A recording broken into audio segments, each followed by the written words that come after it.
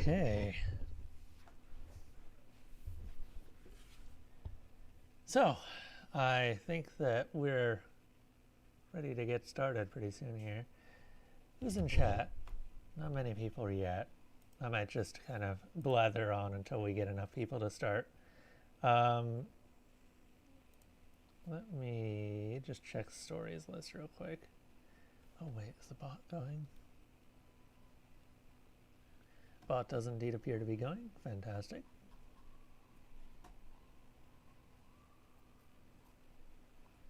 Okay.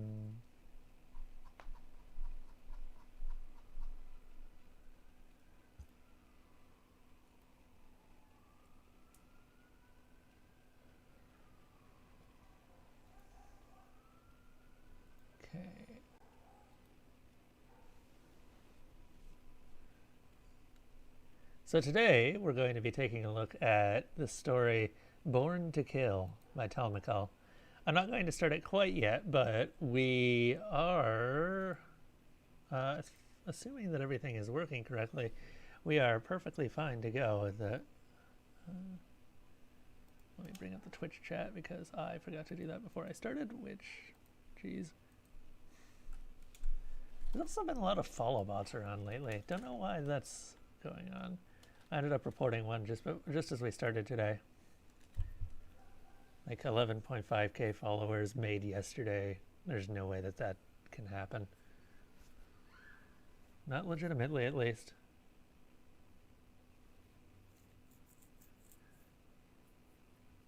Anyway.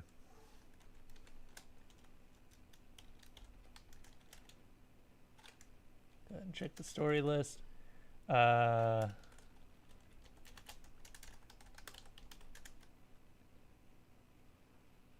Is that not the correct? Ooh, I think I may have just found a problem with the bot.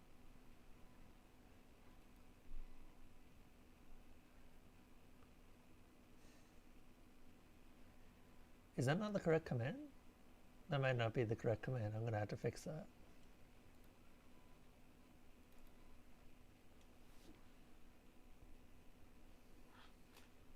Let me just double check that.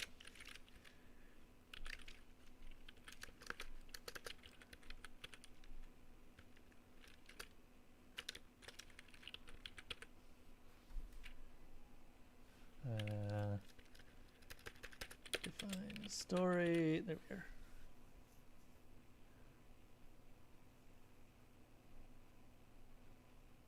Oh, I don't think I ever ended up adding selected. Yeah, I never did. Rip. I'll have to fix that later. No way to check how many stories we have selected, what stories we have selected, etc. Oh well, that's fine. Technically, I have a way to check it because I can just check the actual story file. But no one in chat can figure it out.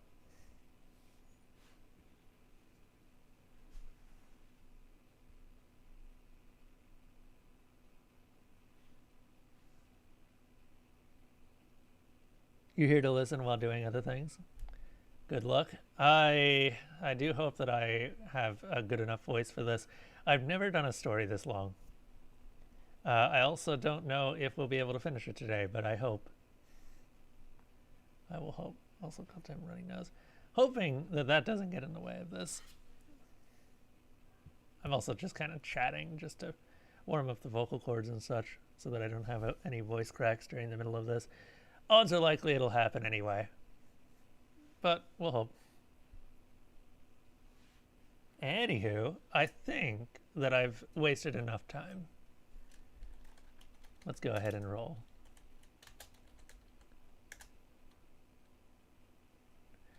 That is not the one that I selected. Gonna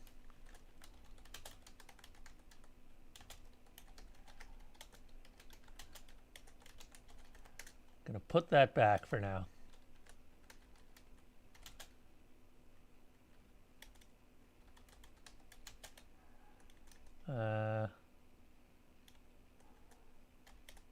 Is it not in my selection list? Oh no, hold up. Oh, it got removed. Hold up.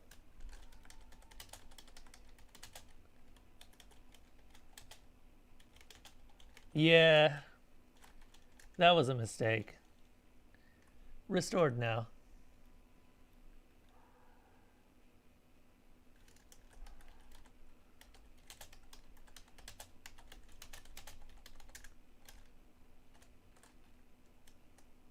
story roll. I think it just rolls after 30 minutes. I forgot that I'd actually implemented that.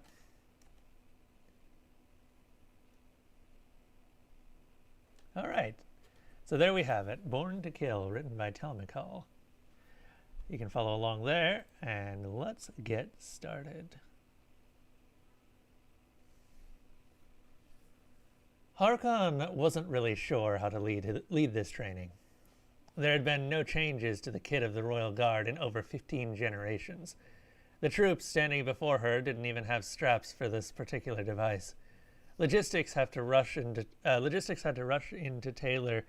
Eden Taylor's at tremendous cost, and for the time being, she was going to have to ask her troop to simply tie them to their weapons.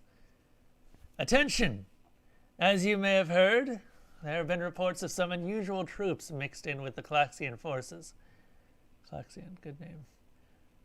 These reports, while exaggerated, are accurate. A new species called the Terran have permitted. Yeah, maybe. Let me try that again. A new species called the Terran have joined the Klaxian League, and per Article 14 of the Galactic Possession Conventions, the Klaxian are permitted to deploy one Terran per 2,500 troops. This is the maximum allowed due to their proportionally small population in the Klaxian League. Upon arrival to the designated battlefield, we can expect there to be 4 in total, as our Empire agreed to a 10,000 unit trial of conquest for the solar system. Although we have filed a formal objection to the Terran inclusion after the massacre at SDKG 48, the current trial of conquest cannot be postponed without forfeiting the system. Harkon didn't doubt the bravery of her troops. The Empire had gone to great lengths to ensure the rumors that had happened at SDKG-48 had been blown out of proportion. However, Harkon did not like the pale scales of her assembly. She had actually taken a moment prior to starting the presentation to brighten herself, using powders from her ceremonial kit. This was not going to be an easy speech. As you have heard, these Terrans do not utilize standard ablative armor or energy shields. We have obtained an example of what our analysts are calling heat-treated crystalline iron carbon. There is an additional layer of what appears to be a biofiber. However, the primary component is this steel, as we know it is called by the Terran forces. Harkon felt a great deal of shame, skipping the natural calcium crystal internal frame, but as there was nothing to offer on the subject, she had been instructed to keep that private after her briefing. Soldier! She motioned to the most confident colored troop she could see in the front rank. Behind me is a torso component of this steel. She pointed at the curiously shaped plate mounted to a block of structural frame. She tried to ignore the implications of it being almost her own height. I want you to fire your pulse rifle into it. Maximum yield. A joyful color in the veteran's scales, and a sudden burst of attention from the troops. Pulse rifles were expensive, and firing one at maximum yield was generally forbidden, as it was had an almost 40% failure rate. There was some serious debate over phasing out the ability that had been raging on for all of Harkon's career. The veteran crouched down and turned the setting past the safety clasp that snapped with an audible ping. Under normal conditions, that by itself would have been a court-martial. Harkon gave the nod, and the room went white. When the ringing stopped, Harkon noted that the rifle had indeed fused itself to its battery. She had to admit it was the first time she'd actually witnessed that function outside of recording. She took a deep breath and looked at the armor, half hoping her last briefing had been a sick joke. There were visible heat waves coming off the entire thing. It looked like the layer of color The layer of color was gone, but in truth, the dull metallic shine looked even more defiant now, approaching it, as some of her troops were doing without her permission. She could even see the engraved markings that had not been altered. In an effort to regain order, she drew her officer's splint pistol. When she pulled the trigger, a thin sliver of ferrous metal was shaved off the ammunition block and sent slipping down the track at speeds so high that the 0.05 grams of mass-produced enough... The 0.05 grams of mass produced enough recoil to make her insides lurch. There was a puff of ferrous dust and a flash of light where the splinter had exploded on the armor. Her class of guards snapped to attention, some visibly shaken, some visibly ashamed to have broken ranks without permission. What you did not hear about SDKG-48 was that almost 90% of our troops attempted an overload after engaging the Terran. Do not do that. There will be only 4 of them on the field, and they cannot be harmed by either pulse or splint. Almost all of the casualties we suffered were from regular troop engagements after our troops had destroyed their own primary arms. Murmurs of disbelief went through the ranks. To think that over 90,000 troops risked an overload was unthinkable. Given the unusual circumstances, Command decided not to punish the survivors, as they could not have known what you are all about to learn. This steel is manufactured in a 9.8 meters per square inch. Hold up. Sorry. Just making sure that I can read this correctly. Is that meters per?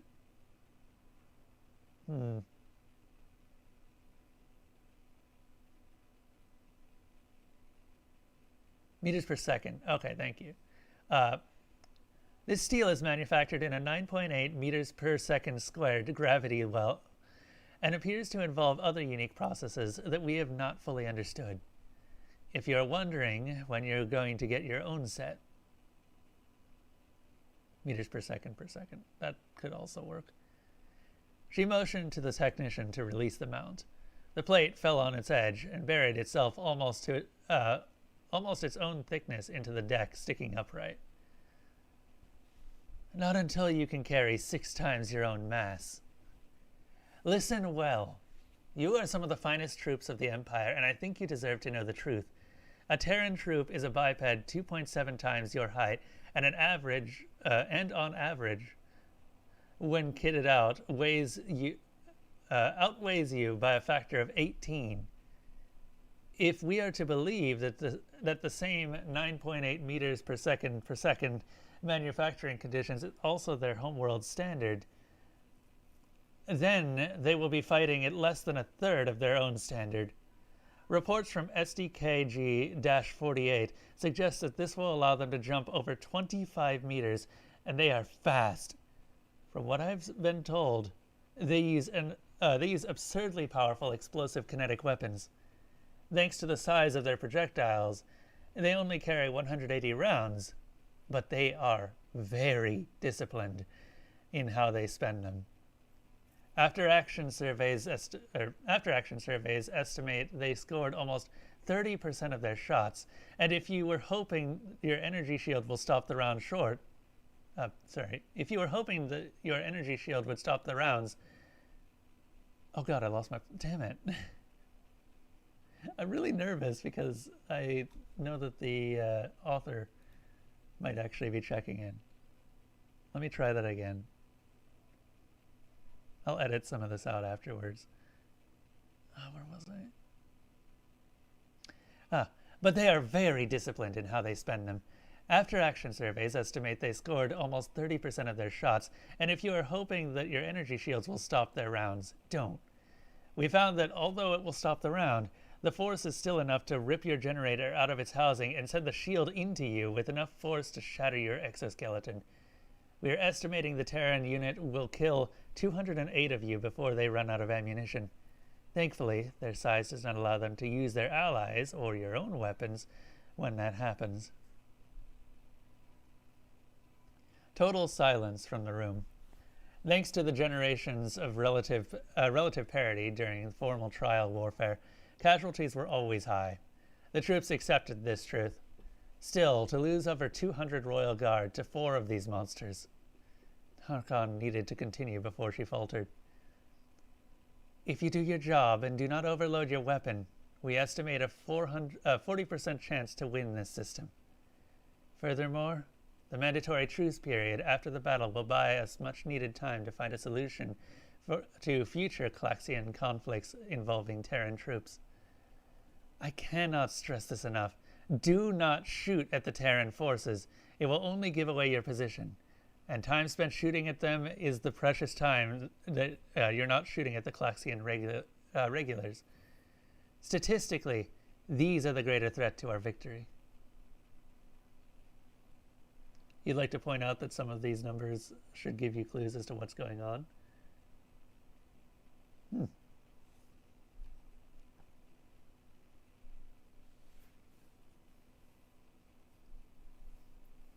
So is it just the 4 humans against all of the Klaxians? Legate Harkon? The same veteran that had fired earlier signaled a question. She couldn't help but notice all the color that had attracted her initially was gone. Go ahead, she motioned. What happens when we run out of ammunition? Harkon tried not to pause. They will attempt to squish you. The devices you are being issued are magnetic proximity detonators. If a Terran tries to squish you, the device will activate, and it is our hope that the concussive blast will disable them.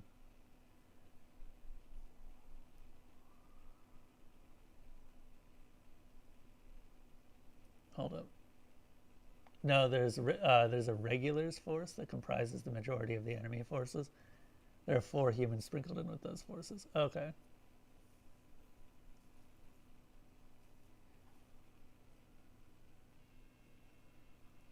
Harkon could still see the images of the bodies from her briefings. She had decided an explanation would suffice rather than share those images. Besides, that's what her devices would prevent. It was grim calculus, but that was her job. Legate, you are issuing 10,000 royal guards with suicide bombs. Harkon gave the most sympathetic color she was able, no doubt her own false powdered color covering betrayed by such an act. After a long career of sending her empire's finest to their ends, this crossed a line she never knew existed. What choice do we have, trooper?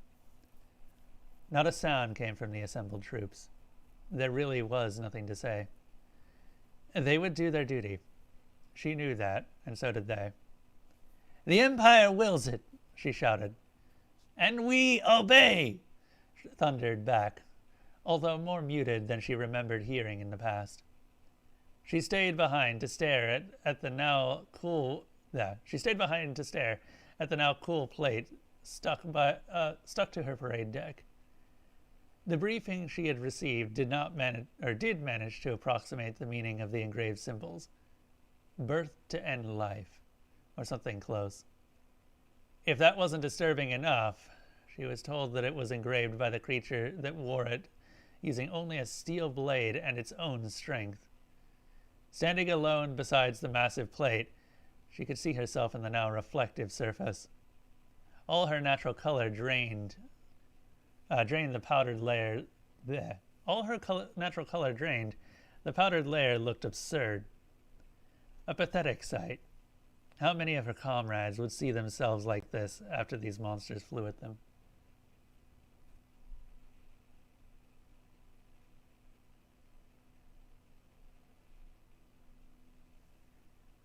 What is it you've got written on your helmet? Born to kill, sir. You write born to kill on your helmet and you wear a peace button? What's that supposed to be? Some kind of sick joke? No, sir. You better get your head out of your ass, head and ass wired together. or I will take a giant shit on you. Yes, sir. I kind of figured that it was a piece of helmet. These are itty bitty aliens.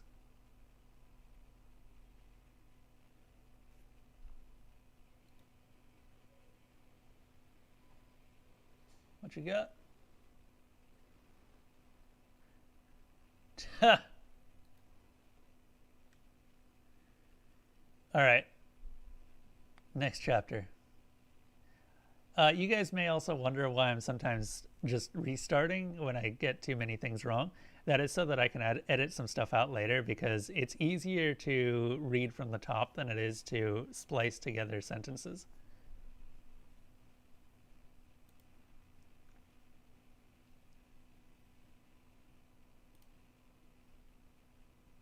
It's a chess piece. Okay.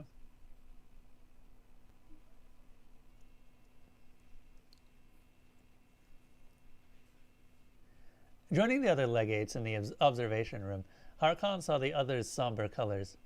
Among her own rank, the pretense of confidence she had kept for her troops could be abandoned. She had removed her powdered colors after seeing her reflection in a sample of Terran armor recovered from SDKG-48. Under normal circumstances, there was no need for close inspection of the battle situation. Trial combat rules did not permit any intervention or instruction from the forces outside orbit. All data would be meticulously logged for future analysis and to determine system royalties and battle salvage rights. Once the battle was over, both her own empire and the Klaxian, along with the neutral galactic third parties, would examine the battlefield and negotiate the ratios of ownership for the solar system. All rather routine, however, the size and quality of the observation teams from all three parties were comically disproportionate to the value of the system. Everyone assembled here wanted to see the 4 Terran troops that were joining the Klaxian regulars. This would be the second deployment of Terran troops in history, and already they had caused an unprecedented and rapid alteration to the carefully balanced systems her empire had been using for generations. Including proximity mines with her own Legion units was, even in the event of victory, going to cause a huge economic penalty to the lease of the system. She had personally had to justify her request to her empire's legal teams only days prior to entering the system. As a half measure, they permeated only her own Legion to equip them. Harkon was deeply worried this was a mistake, but had expended all her military clout even to procure 1,000 mines. An audible tone informed her and the other 9 legates that pre-battle deployments were almost completed and that the total information would soon be available. Thanks to shared transponder data, observers would have razor-sharp views of the battle. As instructed, the Empire had deployed 9 legions in a bow-shaped line to engage the Klaxian. Harkon's own legion was behind the center of the bow and had been instructed to reinforce wherever the Terran forces appeared. If they repeated their actions on SDKG-48, they would charge through the line and cause total chaos behind the main engagement. Previously, this had caused panic, and troopers had tried to down the Terrans using a dangerous overload of their pulse rifles. As a consequence, the Klaxian regulars were able to massacre the disarmed Empire troops. This would not happen again. All troops had been instructed to ignore the Terrans and allow Harkon's legions to engage the Terrans until they ran out of ammunition. Experience had taught them that they would then attempt what they called melee. Barbaric but brutally effective tactics that the Empire historians had to brief the military on after consulting records archived in the Galactic Library. It was after that history lesson Harkon came up with the proximity mines. The morality of it was repulsive, the technology crude, but it was the only solution anyone could come up with on such short notice. It was agreed this tactic would only ever be used until a more palatable countermeasure could be found. Another tone signaled total information was online. As expected, the Klaxion was deployed in a staggered line. Due to the bow shape, Empire forces were already at a disadvantage due to their shorter battle line. Both flank legions were prepared for this and had entrenched themselves in the limited pre-battle stage. None of this came as a surprise to anyone in the room, and immediately everyone accessed the Klaxion battle roster and filtered it by species. Disaster. The Terrans were not together as they had done previously. They were seemingly randomly sprinkled across their line. Harkon's Centurions would have to break her legion and engage in 4 locations. Oh crap, I lost the... Okay. But without the intel she had access to, they had no way to know this. Any hope of ground observers being able to identify the problem in time to organize a response was dashed when all 4 Terran units charged. Harkon had highlighted all 4 of them on her system map. She had seen data from SDKG-48, but the speed was no less shocking to her. 4th Legion hadn't finished charging their rifles before a Terran was inside the meta border of the Legion. Unit lights were blinking out on every data packet received. Harkon opened the optical probe views of the 4th Legion grid, and a steady tick of photos showed the shadows of the Terrans blinking between the craters on the moon. Some bright points indicated the Legion troops had already begun overloading their rifles. Futile, but she couldn't blame them. Even from the comfort of orbit, she was starting to miss key data points trying to understand what was happening. A pause to collect herself and remember what she could do, that she could do nothing to help her troops other than observe and prepare for future battles. She looked at the 2nd, 5th, and 7th Legion grids to see the same situation unfolding in each. No doubt her own Legion would soon advance on 5th's grid, incorrectly assuming that it held all 4 of their avatars of these avatars of death. More concerning, if that was even possible, was that the Klaxians were advancing almost unchallenged. As the legions tried to deal with the carnage among the entrenchments, there was no time to fend off the regulars. Over 4% of the 10,000-strong deployments were dead or dying. She had no way of knowing how many had destroyed their own rifles, but the optical map suggested hundreds, if not 1,000. The entrenched 1st and 9th were being totally bypassed as the Klaxians abandoned the formation to rush the center.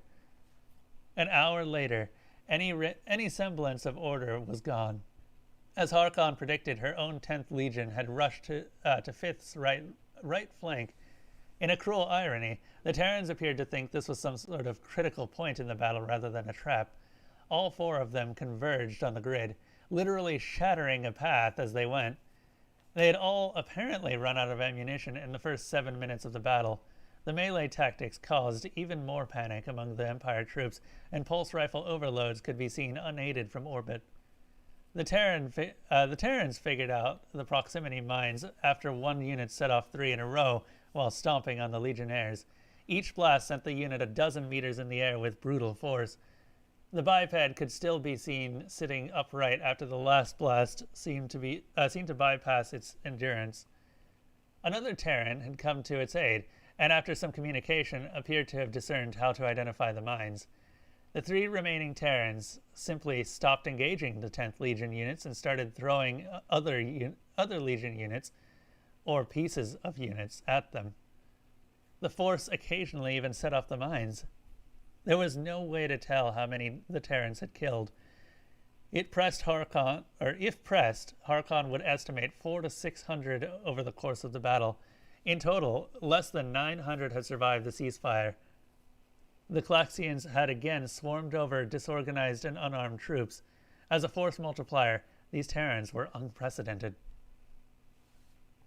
Harkon had actually tasked one of the optical sensors to look at the Terran's habitat crudely attached to the Klaxian transport. These post-battle periods usually involved networking with peers, arms dealers, system trade delegates, and logistics corporations. Network traffic was simply bombarding the Terran habitat. An automated system was directing all the traffic to the appropriate Klaxian contact. These Terrans seemed to have no interest in galactic trade or politics. In fact, after a shuttle had returned, the 4 Terrans deployed there had been. Sorry, let me try that again. In fact, after a shuttle had returned, the 4 Terrans deployed there had seen no activity at all from the ugly box attached to the sleek hull of the modified Calaxian transport. A whispered question from a totally gray legate interrupted her thoughts. "So what are you going to do, legate?" All 9 of her peers had huddled around her after she had received a call from the ship's communications officer. The Terran battle barge, the Terran battle barge and her fleet. The Terran battle barge, as her fleet had started calling the Cursed Tumor, had hailed the 10th Legion's deployment ship directly and requested to speak with its commander. After a flurry of objections and multiple demands that a more senior Empire personnel be selected, the voice of the Terran battle barge had made it abundantly clear that an invitation to Harkon, and only Harkon, was being extended. This was not to be an official diplomatic meeting, and no recording devices of any kind would be permitted. The Calaxian transport had been dispatched to ferry her over at her convenience. The Calaxian shuttle pilot had curiously informed her that she was to select from a menu. Apparently, she was being offered a choice of meal during her visit. If the list she had been given was accurate, this Terran ship had a stock of some of the finest food in her empire. They even claimed to have royal jelly. Harkon had never even been in the same room as royal jelly. "I guess I'll try the jelly and Telvian nectar," Harkon answered, stunned. "Are they bees?" NB, they're totally bees.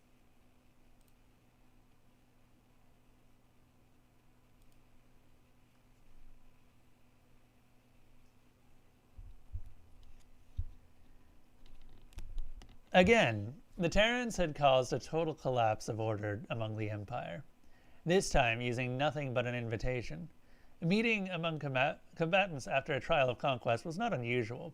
Harkon had personally met with the Calaxians on multiple occasions. As their 2 species were very similar culturally, they often viewed one another as friends. The fact that they clashed hundreds of times in the past was simply a matter of proximity and necessity. Both species were uniquely suited to ground combat, and were paid rather well to represent both their own and others' interests across the galaxy. Maintaining a standing military presence in the galaxy, either yourself or by paying another race to do it on your behalf, was a time-honored practice that ensured security at the Galactic Core. There was no true animosity among the races past a healthy rivalry, but these Terrans had utterly crushed them for the second time. Worse, they didn't even follow their own initial doctrine. Upon learning of the invitation to dine being offered to a lowly legate while refusing to even answer hails from the royal family, the entire fleet was in disarray. In an effort to preserve dignity, they had resisted the urge to swarm Harkon's observation ship with shuttles, but the facilities on board were simply not equipped to perform the hundreds of tasks being asked. Besides, most of these tasks were conflicting to begin with. The Merchants Guild had demanded she present an industry trade list to her hosts. The military was instructing her to wear a full ceremonial dress, despite her being tragically underranked for such extravagance. She didn't even think there was a platinum mandible cover in the solar system. She had less than an hour before her shuttle was to depart. Ultimately, it was decided that this was a personal invitation, although she was being ordered to attend. She would have full discretion on what that meant. Maximum responsibility and minimal control. The story of any legate's career.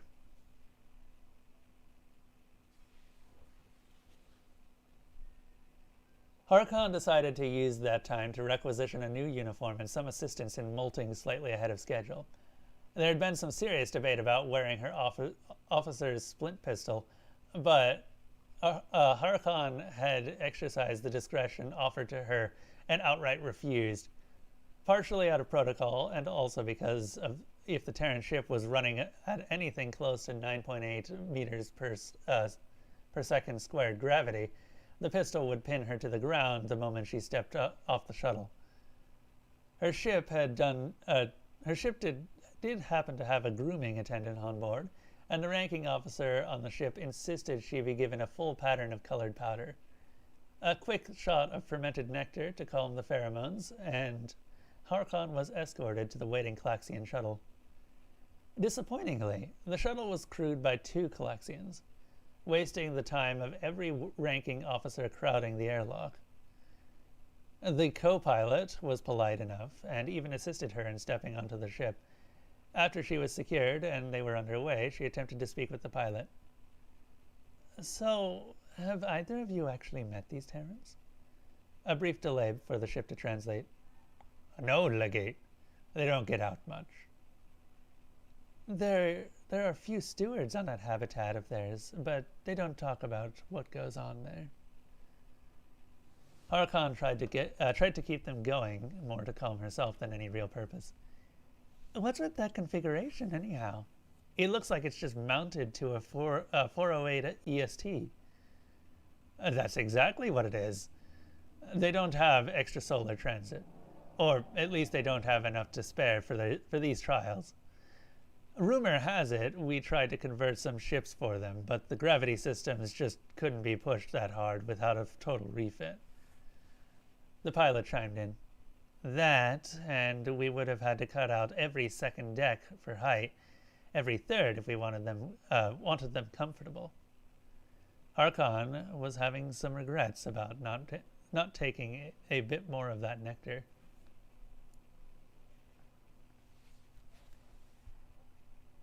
"Listen, we are going to be able to take you on board. We aren't going to be able to take you on board. We are going to wait for you at the docking collar. Take as much time as you need." The shuttle went into a tight little roll and locked collars. "Okay. We're here to take it real slow when you step on. And whatever you do, don't jump. If you have anything you can take off, do it now." Harkon reluctantly took off her outer layer with all its pinned adornments. She really should have just worn training silk weave. She wasn't sure how Terrans felt about the excreted fibers, though. Stepping off of the shuttle, she was relieved to find the docking room was a standard 3.4 meters per squared. 3.4 meters squared. Per second squared. Jeez. 3.54 meters per second squared. Her invitation had assured her the climate would be able to sustain her without any danger, although the pressure would require a decompression cycle when she left. Waiting in the room was yet another Calaxian. "Welcome, Legate. I am Steward Tally. If you would follow me, I will take you to the Specialist Chen's quarters." "Specialist? Is this Chen a civilian?" Harkon knew enough Calaxians to know what that posture meant. Total lack of further knowledge. "They are all ranked as specialists. They all outrank us, but can't order us. They request things. Ask them to do something, and they will usually do it. Order them to do something, and they usually won't."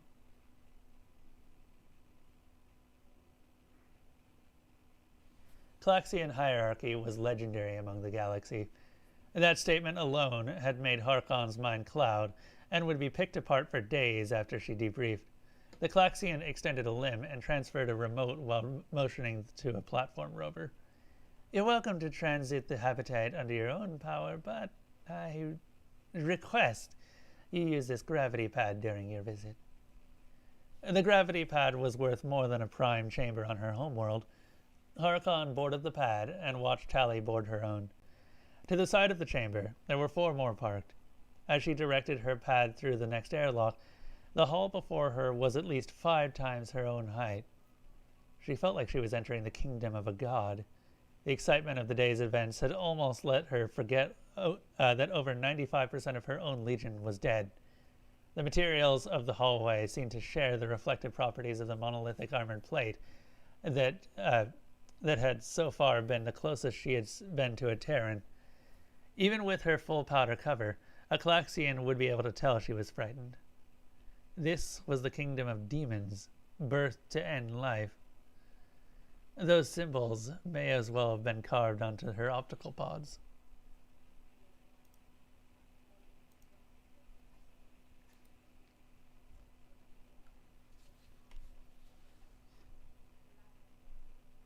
How many Terrans are in the habitat, Tali?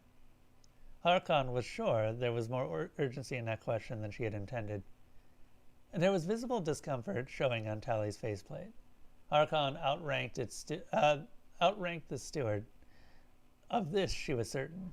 Even if a Klaxian was recently in a combat zone, her empire and their league were back to their same galactic military the moment a trial ended. She was culturally and legally obligated to answer her questions. The Terrans do not wish to disclose that information. Currently, they are designated as private citizens and have decided details like that are protected as merchants' trade secrets. That answer had come fast enough that it clearly wasn't the first time that it had been used. Harkon could think of about a dozen reasons that the statement wouldn't hold up in a court hearing, but this poor Klaxian looked like it wanted to roll into a ball. Excuse me. Harkon had to at least make an effort to learn something here. Her debriefing was going to be painful if she didn't come back with something other than a full digestive tract. I understand, but that means this ship isn't registered as military. So what is it registered as? Both Tali and her own gravity pad halted in the middle of the massive corridor. Are you a lawyer, Legate? Harkon swore that the question sounded helpful. Or hopeful. No, but I am a trial possession legate. Law is a big part of my job. Tali looked disappointed. Well, these Terrans are... I think they all are. Even the hatchlings. Especially the hatchlings. This isn't a ship. It has renovated docking clamps and no means of self-propulsion. It's a cargo container, and its contents are protected by the Merchant's Trade Secrets subsection. Also, because they permanently attached a medical archive to the exterior of the hull, it's a private medical record. Like the entire... not a ship. Tali resumed the platform's journey and seemingly telepathically answered Harkon's half-formed question before she had finished forming it in her mind. You can't ask why they bolted a medical archive to a cargo container's exterior. That's covered by the Cultural Landmarks Office, and must be answered by one of their own officers. Between you and me, I don't think they have any cultural landmark officers. Stopping again, Tali motioned to the door in front of them. This isn't an elevator. It's a mechanical medical filling tube that will take you to the specialist Chen's deck. Your platform will take you to her quarters automatically. Please do not attempt to step off your platform without considering the gravity. Good luck, Legate. Don't let the hatchling grab you. What hatchling? The door closed before she had a chance to finish. What was clearly an elevator seemed to know where it was going, but Harkon did not have a chance to let her optical translator have a look at the deck labels. She had come from the docking and storage deck. There appeared to be a deployment stage below her. A deployment staging deck below her. But everything else looked to be civilian. Literally storage and educational deck. Recreational outdoor simulation deck. The aquatic deck and several decks she assumed were quarters. Before she had a chance to figure out why there were no bridge, the door opened and her platform pressed on. Evidently, Chen's quarters were near the end of this, whatever this structure was. Passing several doors, Harkon could see they were labeled. Passing several doors, Harkon could see they were labeled in similar markings as the engraving she had seen days earlier. When the platform reached the door, an audible ping came from inside. A muffled noise passed through the door in Harkon's body. Her translator had been updated during the shuttle ride, but seemed to be thinking rather hard. Enter. Dual meaning, dual recipients, clarity error. Before Harkon could figure out what to do, The door opened, and all hopes of dignified introduction were abandoned. A Terran approximately her own height was charging her and screaming a war cry that let her own sensory organs see her internal structure from the outside in. The Terran would be on top of her before she could jump off the platform. Even assuming that the fall didn't kill her, the Terran obviously would. By some miracle, the Terran stumbled and started to fall, making almost no attempt to protect itself and maintaining eye contact as it went down. It fell on its face. At speeds impossible to her own species, but slow enough to comprehend, another creature materialized next to the charging monster. At least 3 times the size of the homicidal demon had caught it. It caught it mid-fall and lifted it into its own frame, or onto its own frame. Tones of pure bass felt more than heard again wash through her as she positioned her body to find the top of the giant that had saved her life. "Hello, Harkon. Sorry about that. This is Lucas." "Say hello, Lucas." The creature that had tried to kill her motioned with its upper limb. "Hello, hello, hello." Repetition error. Speech is infantile. A hatchling. A decorated legate of the Empire had considered leaping onto a gravity deck that would have turned her insides into a liquid just to avoid meeting the charge of a hatchling. With no idea what her color was at the moment, Harkon straightened her thorax and presented herself. "No apologies needed, Specialist Chen. I am Legate Harkon. Greetings, hatchling Lucas." The hatchling continued its rapid waving gesture with the same limb that had threatened to rip her off her platform a moment ago, eyes still locked to her despite Chen's gyrating bounce. "Oh, I'm her husband, Renee. She is in the kitchen trying to figure out... She's in the kitchen trying to figure out your jelly." Again, the bass filled the room as Renee doubled his initial volume. "She's here, babe." "Just a moment, Harkon. Make yourself comfortable. I'm going to give this guy a hibernation ritual before dinner." "Oh, nap." Harkon didn't have time to answer before the giant seemed to comfortably glide away, carrying a hatchling that might have been 3 times her own weight. It was deeply unsettling how its head seemed to have locked onto her location without effort, adjusting to its carrier's rapid movement. Using the lull in activity, Harkon absorbed the implication of what had just happened. There were at least 2 drone males in his dwelling. Specialist Chen must have been some sort of broodmother. She had been given access to a broodmother's private chambers. This had not happened since she was an egg. The hatchling's murder charge must have been instinctive. Who knew how many other hatchlings might be in the walls of this chamber? It was impressive that the adult drone had the sentient control to not only save her life and exchange greetings, but resist the instinct to kill her where she stood. The entire structure was a hive. They had brought a hive into orbit and transported it to a conflict zone. That hatchling showed her they truly were birthed to end life, but it seemed they grew into something more restrained.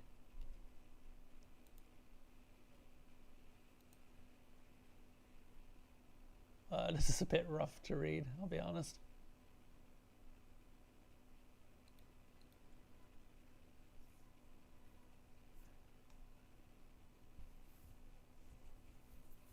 Soon a Terran broodmother would return from the feeding chamber, and Harkon would be face to face with not just a Terran, but the queen of this hive. There were stories from long before her species had left orbit of the ancient battles fought to the heart of a hive. To stand in another hive's birthing chamber was the dream of any grub selected for military service. This Terran had invited her in without so much as a security scan. Of course, Harkon wouldn't dream of trying to harm her, as that would have been outlawed by both her own species and every civilized race eons ago. No, Harkon must be mistaken. This couldn't be a queen. Maybe one of her fertile daughters sent to command this campaign. Still, an unfathomable honor but not utter madness. Harkon herself was the spawn of a minor daughter. Her mother would have never permitted an audience with anyone but her own mother. Any foolish dreams of carrying a broodmother's head back to her own hives, like the stories she was raised with, were gone the moment Specialist Chen came striding out of the kitchen. Curiously, it was slightly smaller than the male drone that had stopped the hatchling moments ago.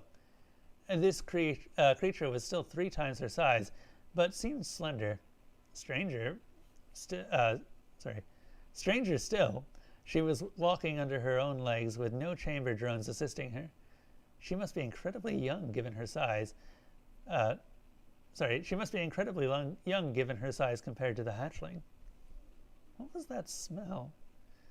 The broodmother was carrying something that was making Harkon's mandibles ache. She had to start swallowing drool before it shot out of her mouth. Harkon, I'm so happy you came. Again, the bass filled the air. Harkon couldn't tell if Chen was sprinting, but the speed she was approaching her platform was shocking. Queen Broodmother Chen of the Terran, congratulations on your victory. May your brood grow across the stars. Harkon assumed her message and her own head would be sufficient tribute to conclude whatever bizarre surrender ceremony was underway here. Chen abruptly stopped and tapped what looked like a translator on her wrist against her own chin. An awkward maneuver, as her upper limbs were carrying some sort of tray. In the awkward silence, Harkon became aware that she had in fact drooled on herself.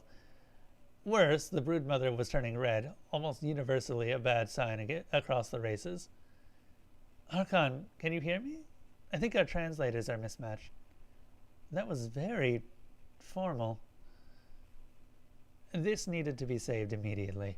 Insulting another race's broodmother was grounds for war. A war Harkon did not envision would end well for her empire. Yes, Queen Broodmother Chen. The fault is certainly with me. Harkon, can we forego the formalities? My name is Womberi Chen, Bei for short. Or Wombei Chen, Bei for short. Can I adjust your platform for you? I can't imagine you are very comfortable. Before Harkon could answer, Bei had with grace and speed shifted herself onto one of her only 2 legs and used the free one to tap a button underneath Harkon's platform. She did all this without putting down the tray of whatever treasure was making that smell. With a gentle push, the platform ascended 2 times her own heart. Blech. With a gentle push, the platform ascended 2 times her own height, and she was head-to-head with Bei, who was, without a doubt, a shade of red she had not been when exiting the kitchen chamber. To her shame, Harkon winced in preparation for the death blow. Only then could she see the contents of the tray. Sealed in silk composite and marked with the stamp of her empire was an entire cell of royal jelly. Queen Broodmother, is that for me? Harkon had retracted her second eyelid to get a better look, and although the pressure of the ship was painful, she was in no hurry to close them. Only if you start calling me Bei. Pulsating bass, mirth, laughter. Just Bei. Her volume briefly stunned Harkon's pressure senses, but it seemed to have been a friendly gesture. And you need to tell me how to open this. The packaging is so pretty, I don't want to do it wrong. They couldn't get the Telviant nectar you asked for, so I asked the steward for the next best thing. Bottles are on the table, bottles are on the table, so is what I think is an opener. Help yourself and me. Mirth, laughter. First contact, and you asked for the hard stuff. I like your style, Harkon. I told the shuttle crew not to wait up. Bei revealed a wide set of white crushing organs hidden behind her mouth.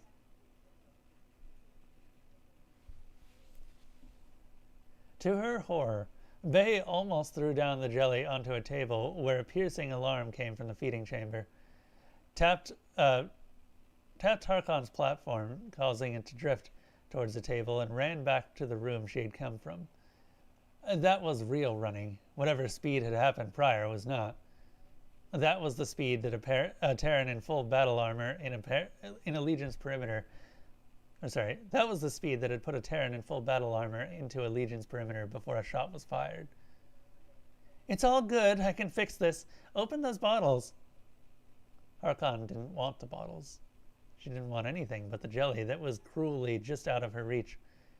Maybe an explanation as to what the hell was going on, but mostly just the jelly. 9.8 meters per second squared, only a meter at most. She could make it if she told herself. She could make it, she told herself.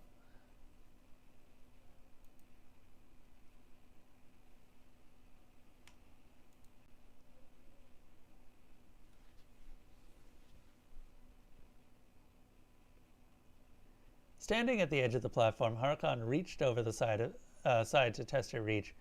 There was a tingle on the border of the gravity bubble. She felt the intense sensation of weight as her limb continued to reach forward. Even if she could extend all the way, she wasn't even close to reaching. She would have to jump and try to land on the table without breaking her exoskeleton. A blur of pale flesh snapped her out of her madness. The hatchling was back. Stripped of its previous garments and wet, it had no shame. Only the same homicidal stare was there. Only the same homicidal stare was this time on her cell of... Okay. Only the same homicidal stare was this time on her cell of jelly. Panic set in until she realized there was no way the hatchling could reach across the table. Mercifully, her own platform was also well out of its kill range. Unless it could jump. Could it jump? Deities, miracle conception, reanimated male hatchling. Lucas, at least let me get... Pardon. Lucas, at least let me get you a droppings snack. Sorry again, Harkon. He's almost done. Say goodnight, Lucas. The drone's voice came flowing about the chamber as he retreated to earlier. Flowing out of the chambers he had retreated to earlier? Okay. The hatchling walked away on its own, but this time waved its upper limb at the jelly, eyes never losing lock till it left the chamber. Coming to her senses, Harkon managed to use the remote given to her by the steward to maneuver the platform to face the hatchling chamber. The platform wouldn't allow her over the table, but would get her in reach of the bottles she had been ordered to open. The opener might even give her a chance if the hatchling came back. The nectar on the table wasn't from a planet she was familiar with, but the bottles looked expensive. The level of fermentation and the number of bottles were enough to kill her several times over. She would need to pace herself without insulting her host. She managed to open 2 before Bay came gliding back again with a tray. Hope you like well done. Laughter, shame. Normally masked by her translator, these Terran voices were distracting, able to be felt through the translations. Some sort of burnt protein with vegetation, Harkon discerned visually. You can safely eat this domestic, mostly flightless creature. Flightless flying creature. I checked the stewards and the database. Apparently, Bay was able to read facial cues because she immediately detected confusion. Sorry, try this. Bay placed a small device on the table and turned it to face Harkon. An optical projector flashed, and brief feedback as her own translator was bypassed. Harkon's military-issued translator cracked as if it belonged to the Terran. Huh. The optical translation portion of her view displayed a new interface. Introduction screen. Loading. Salandro Tutor. License restricted use. The Salandro was one of the oldest races in the galaxy. Their biology made it possible to leave their single planet without enormous expense. They were some of the finest software engineers among the 1,000 races. A Salandro Tutor AI was a treasure afforded only to the wealthiest. Using one as a simple translator was a display of wealth and power intended to inspire awe. It worked. Bay now had 2 items on her table that showed Harkon that she was every bit a broodmother. Chicken, Bay repeated. This time the word was clear. Harkon could see the chicken and hear its noises, and she could somehow even smell it. Amazed, she looked back to Bay. Now her own face was clear. The red was an embarrassment. The mouth parting was friendship. Her eyes cared about Harkon's opinion on the chicken. I would love to try your burnt chicken, Bay, but can I first have that jelly? I just about jumped off my platform while you were gone. Laughter. Promise not to call me Queen Broodmother again. Harkon expressed her joy in her own way, and the laughter grew louder. Now she could feel and understand it. This was going to be the most interesting meal Harkon had ever had. Cheers. The bottle, she wanted to drink the bottle. But after banging them together, Harkon took the bottle and let Bay tap hers on her own. Bay's hand was so large, only 2 fingers held onto the bottle while Harkon struggled to hold hers outside the gravity boundary. The speed and grace that had seemed so unnerving moments ago was this time employed by Bay to catch Harkon's bottle with surprising tenderness, guide her back to the safety of her platform. Terrans are warm, Harkon blurted out. Again, Bay blushed. Harkon inexplicably knew both the word, meaning, and the cause. There are many things you don't know about us. That's why I invited you over. The galaxy is so strange to us. We are trying our best to adapt. But your suicide devices, Harkon. Bay was sad. Harkon now knew this, and the feeling was too much. I and so many others knew this would happen. This idea of civilized war to end wars. It's worked for so long, we can't imagine how, but it's working. Terrans are going to change things in ways none of you are prepared for. I've tried to talk with Calaxians, but they don't understand. Harkon changed her color to match her shame. The mines. This is about the mines.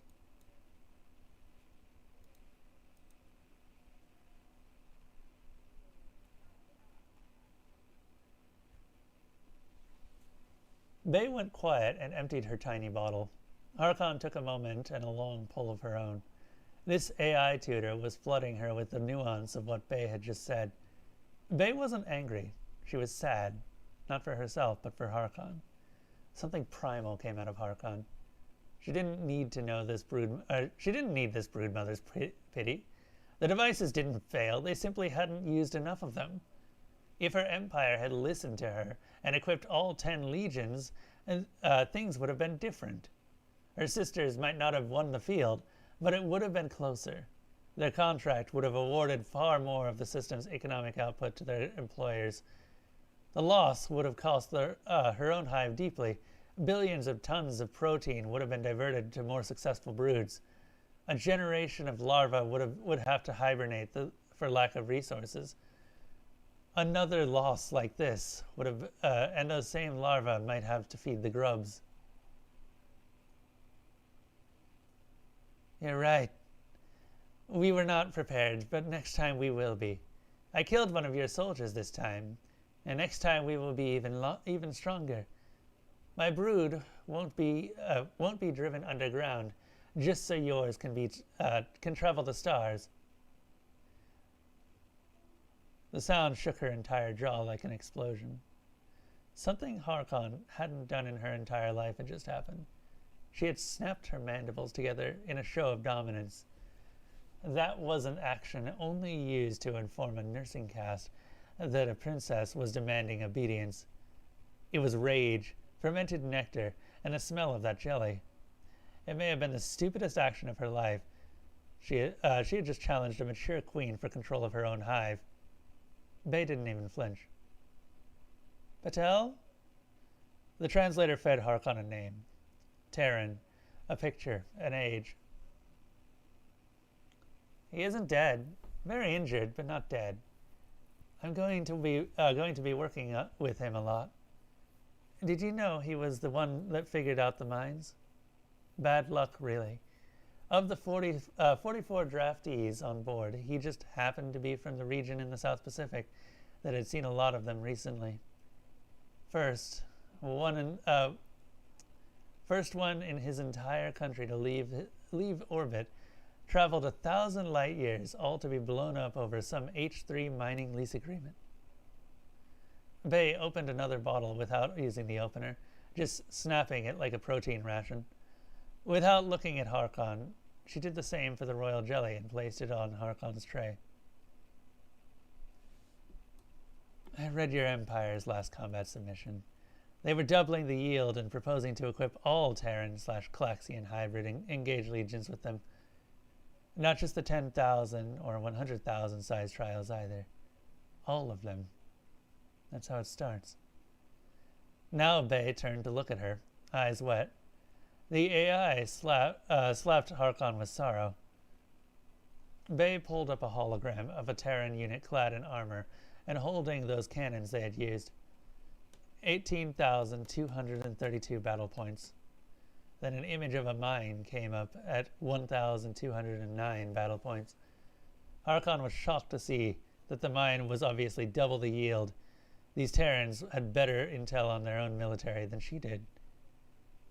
1,209 points. Do you know why Patel was carrying 180 rounds of ammunition? Harkon could see where this was going. The points limit on the contract. We just gave you a 7% budget boost. You are going to spend it on ammunition. You are going to spend it on ammunition. Who knows what the Klaxians will spend it on? 6.74% flashed in her vision. The AI tutor apparently lacked some tact. Harkon was clawing deep in her jelly, but she could hardly take her eyes off the projection. Secondary energy shields for the Klaxian. You're going to have to boost your pulse gun rate of fire and yield.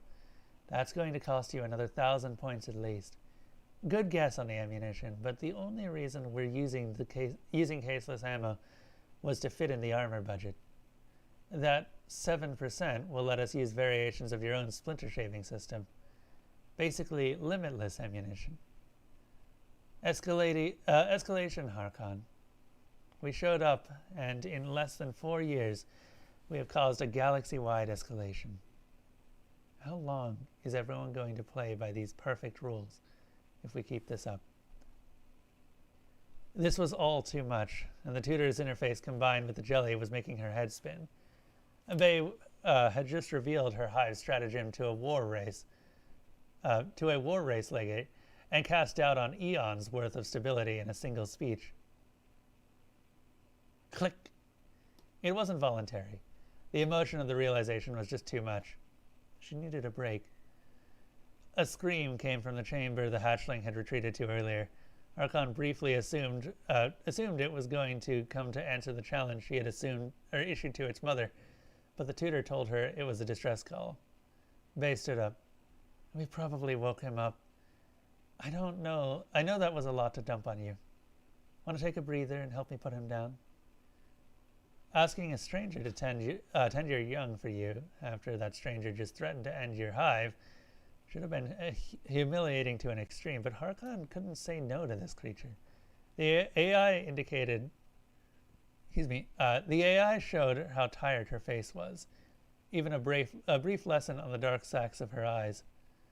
Harkon indicated agreement and directed her platform to follow Bay deeper into the hive.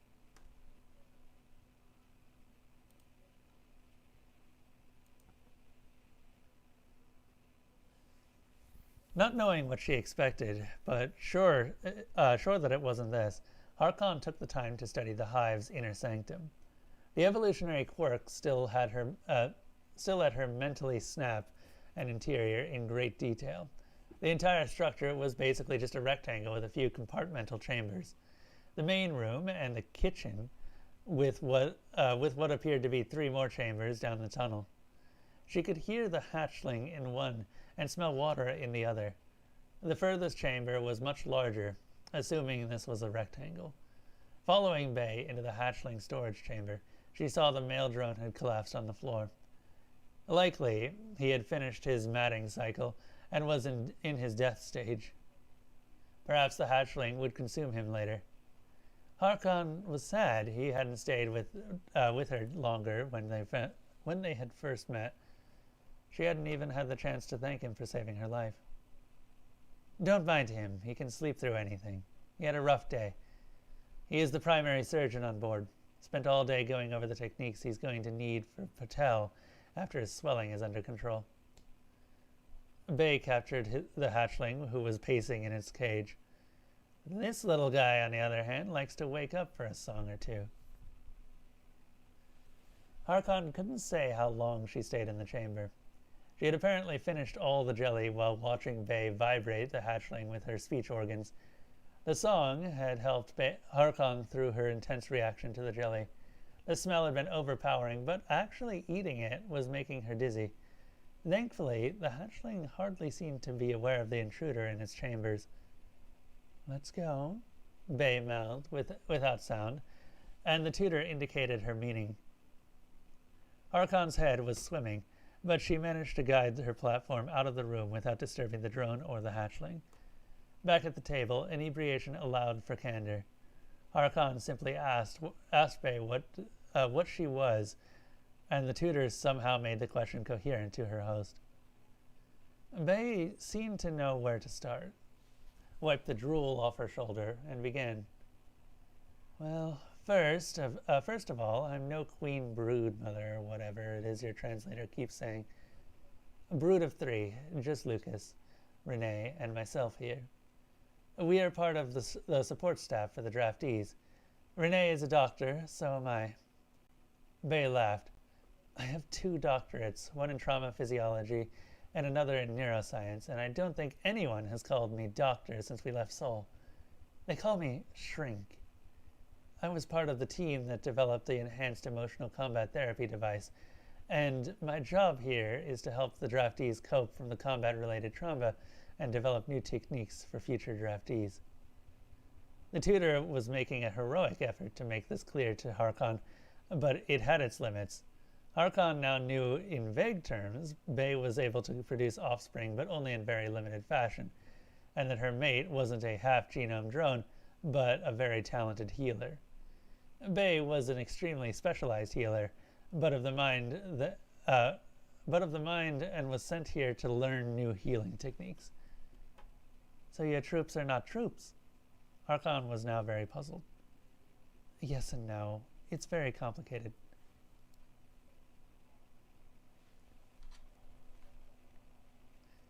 Bay this time snapped 2 bottles open in one hand and offered one to Harkon. When she declined, Bay finished them both in rapid succession before continuing. We have had to have enough eligible troops for the Klaxian to be able to justify including us to the Galactic War Organization. I understand your empire uses less than 2% of your military personnel, and from that 2%, the random selection only takes something like a quarter. Well, we needed to include 73% of the entire globe just to make the eligibility cutoff. Every man, woman, and depending on your standards, child over age of 17. There was some pushback from certain pacifist religions and more patriarchy-centered cultures about the inclusion of some groups, but we were in no state to turn down the aid the Klaxian had to offer. New loopholes this time, in theory. A world leader's 17-year-old daughter might die on a moon, and their 70-year-old father might die with her. One single draft irregularity could compromise our species' eligibility for official participation in galactic trials. You said your brood wouldn't go back underground, Harkon. Well, mine already was when the Klaxian found us. Our ecosystem was in ruins. India and China had just finished a thermonuclear war over the Himalayan water table. Turns out you don't need fresh water when people that needed it are turned into ash. No one needed salt water. We had plenty of that drowning the coasts that were the home to half the remaining population. There wasn't a drop of oil left in the reasonable access areas. We were using fission plants to cool down entire cities, just to keep going. Another 2 bottles went down, and Bay didn't even offer one this time. Harkon wasn't a scientist, but the idea of trying to cool your crust using nuclear fire, Harkon was sure the tutor had made a mistake about the atmospheric thermal weapons being deployed. So, we cut a deal. A global draft of 73% of 9 billion people, just to squeak past the regulation and enable us to participate in your tidy little games. Of the eligible draft, only 4 million would actually get the call. To us, 4 million was a rounding error during a dust famine. We killed off 10 times that just to consolidate consensus and take the Klaxian offer. It's not their fault, Harkon. We had nothing else to trade. Our entire solar system is a worthless backwater. That's why it took so long for anyone to find us. Bay looked to her chicken in disgust, and then tore a chunk off of it and ate it barehanded. This chicken probably had to be cloned after the fusion power came online. We used to eat algae, chicken for soldiers. We have done worse for less, I suppose. Lucas will grow up with chicken to eat. That's worth a lot to me. Harkon found it a little unnerving to hear the crunching of black carbon. Once they saw what we could do for them, they gave us everything. Fusion power, atmospheric cleaners, and food aid. Hell, we would have done it for just the clean water. We sold what was left of our souls, and the worst part was we got a better deal than we deserved. Bay seemed like she had been talking more to herself than to Harkon until her bloodshot eyes locked onto Harkon. You want to see what you're up against? What I built? I can show you. I'm not supposed to, but I can do it. Bay's speech was getting slurred, and the tutor was having a hard time now. Even drunk, she was so fast Harkon didn't have time to stop her as she activated the tutor. Harkon's visual input expanded to her entire vision. She was blind. She could still hear Bay, but she sounded so far away. Enhanced emotional combat therapy. Sounded better when I wrote it. Let me show you what we are selling, what the Klaxians bought. Buyer beware, right? No refunds. What a joke.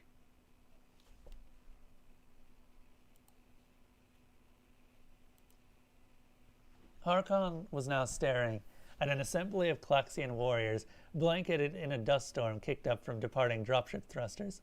She saw almost the entire deployment scattered along the forming front line. She could actually feel the pings of tiny rocks hitting the back of her helmet and hear the tapping sound as they bounced off. She must have been almost 2 meters tall to be able to see all these Klaxians. The closest ones couldn't bend their heads far enough to meet her gaze. Some sort of communication device drowned out the dust storm. Anyone else getting nervous when they stare at us like this? A female voice cut in.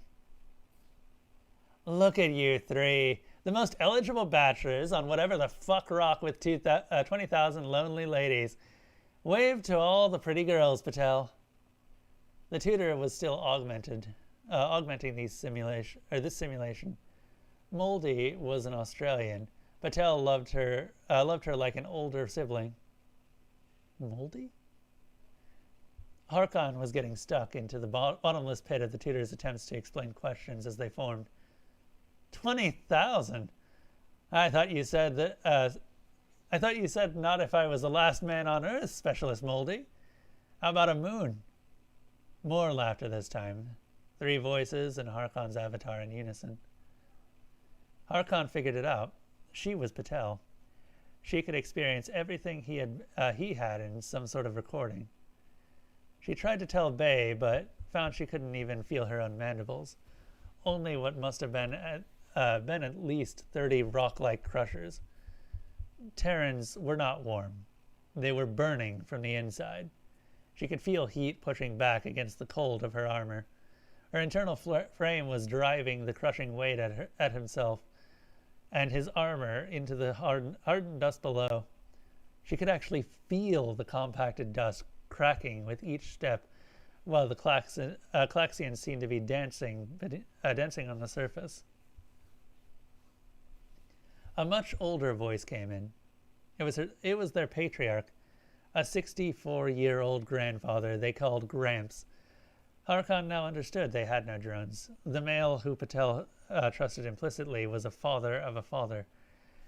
If such a thing existed in the Empire, he would be the queen of another queen. Harkon felt the responsibility Patel had for him. Age had slowed him, and he shouldn't have been here. Patel would see that nothing harmed him. Okay, kiddos, back to work. Split up as we talked about. When we get the green light, get in range and wiggle your bachelor asses for the ladies. You to Moldy, we don't judge here.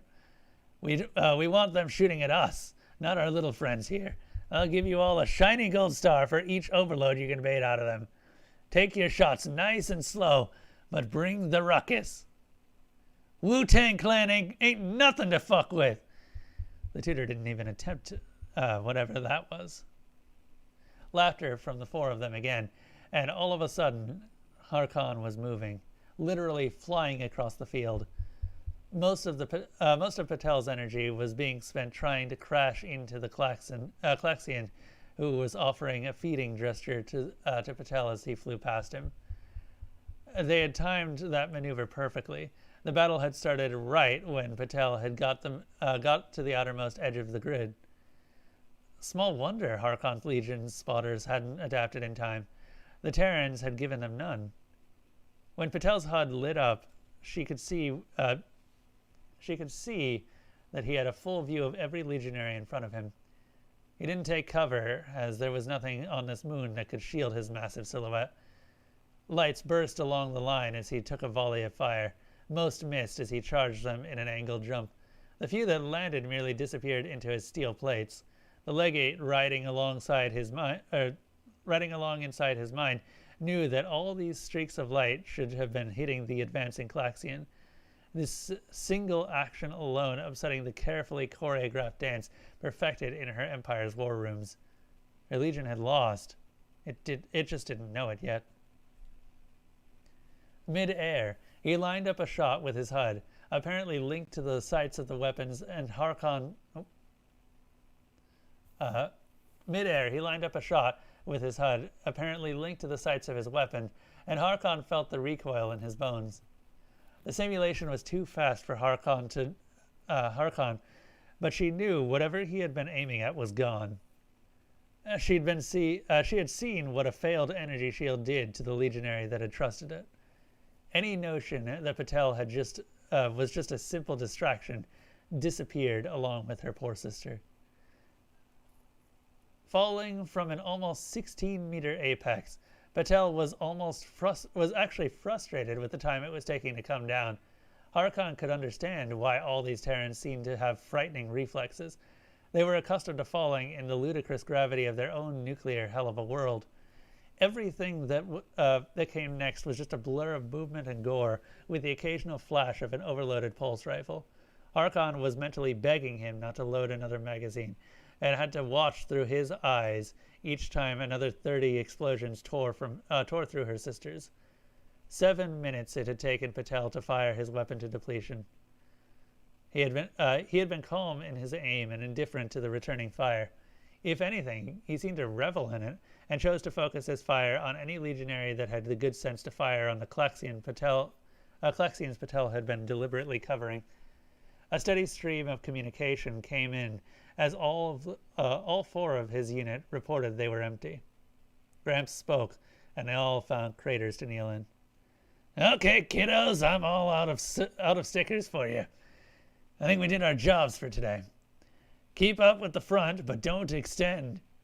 I know what happens with those what happened with those SDKG-48 clowns, but we don't do that here. Got it? Got it. Patel, something weird is going on in your grid. It looks like they held a legion in reserve and are trying to re-establish that bow shape they started with. I want you to move back a couple 100 meters till we figure out what's going on here. Patel jumped straight up like a coiled spring and took a full look at the situation from over 20 meters above the battle. Harkon could see her own 10th Legion charging. Gramps, my little lady friends are not going to be able to fall back in time. That wasn't a request, Patel. Move that tushy back. You know how to handle themselves, or they know how to handle themselves. Patel looked below himself as he came down and saw at least a dozen Calaxians in his own crater trying to hold the rim. He had jumped far too high, and it was taking precious time to come back down. Worse, fast near-vacuum winds were combining with the moon's rotation, were causing him to drift from his launch points. A legionary must have gotten into their flank at some point and was lining up its rifle. Totally oblivious to Patel coming back down like a comet, some cruel fate had caused Patel's shadow to alert her sisters, who had only enough time to look up. Harkon wanted to scream for the legionary to run, but it was too late. She felt Patel's fist drive the legionary into the ground, then through the dust layer, and finally, his armored hand went through both sides of the exoskeleton. She would have died instantly. That was the only mercy now. Patel hadn't done anything like that in his short life. She felt his disgust with himself as his arm shot back to his side. To his horror, the limp body came firmly attached to his elbow. In his panic to free himself, he used his other forearm to shear the corpse off. The Calaxian beside him had turned around to see what impact had shaken the crater, and totally froze in the shadow of his brutality. Patel screamed at the Calaxian to run, but he wasn't in the same channel, and the near vacuum wouldn't have carried even in that sense-shattering roar. Harkon thought the hatchling had been loud, but this was different. Light blanketed Patel's vision as another legionary came over the edge and overloaded a shot straight into the side of Patel's knee. He awkwardly crouched as he pulled the plating apart, and the shot slipped through into his under armor. Patel's world went white, and when Harkon felt pain, then Harkon felt his pain. Her own limbs grew back, and there was a limit to how much pain was useful to her. Once that limit had been reached, there was no need to go on. Her body was merciful, while Patel's was not. Anger, fear, rage, and pain. She had felt Patel's mind, and now she felt it vanish. There was no more Patel. The legionary that had fired on him was now floating backwards, with Patel's empty weapon lodged in its thorax. Several more legionaries came over the rim, and shocked by the sight of Patel next to her desecrated sister, began to fire on him. Harkon didn't know where the front line was, because neither did Patel, and his HUD may as well have been off because he didn't seem to look through it in an effort to fixate on his attackers. Harkon may not have been able to close his first eyelids, but her mind seemed to shelter her from the worst of what she was seeing. A legionnaire faces froze in horror as Patel launched himself at them, sometimes using one to bludgeon the other. When Patel finally threw himself at the 10th legionary, he didn't seem to understand what had happened. The blast had knocked him far higher than he had been jumping to this point. He came down hard this time. His knee might not have been broken, but the frame of his armor kept him upright. His knee might have been broken, but the frame of his armor kept him upright. Patel and Harkon were now deaf, and their vision was reduced to a tunnel searching for their tormentors. He took another 2 blasts before he gave up and simply sat down. Moldy arrived first. To Patel's clouding eyes, she seemed like some sort of Valkyrie hurtling down between the rays of an unnamed star. She had to drive her foot through the ground just to slow her body down when she landed. Patel, what the fuck? What the fuck? Patel is down. Patel, what the fuck? Gramps! Patel couldn't hear her, but the recording seemed to overlay the communication channel onto the recording for Harkon. Harkon felt Patel's mind finally creep over the pain. He looked into Moldy's face and smiled. I'm okay. Just the little bitches with the boxes on their hips. Don't touch them, okay? Harkon was all of a sudden aware that at some point Patel had bitten a piece of his own tongue off. It was hard to believe Moldy could have made out what he said. Moldy's face went blank. The tutor simply told Harkon she was in a null emotional state. Through Patel's fading vision, she watched Moldy pick up a Klaxion from behind and rip it in half.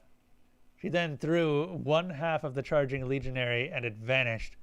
Patel and Harkon both faded out, and Harkon's vision came back to see Bay passed out on the table.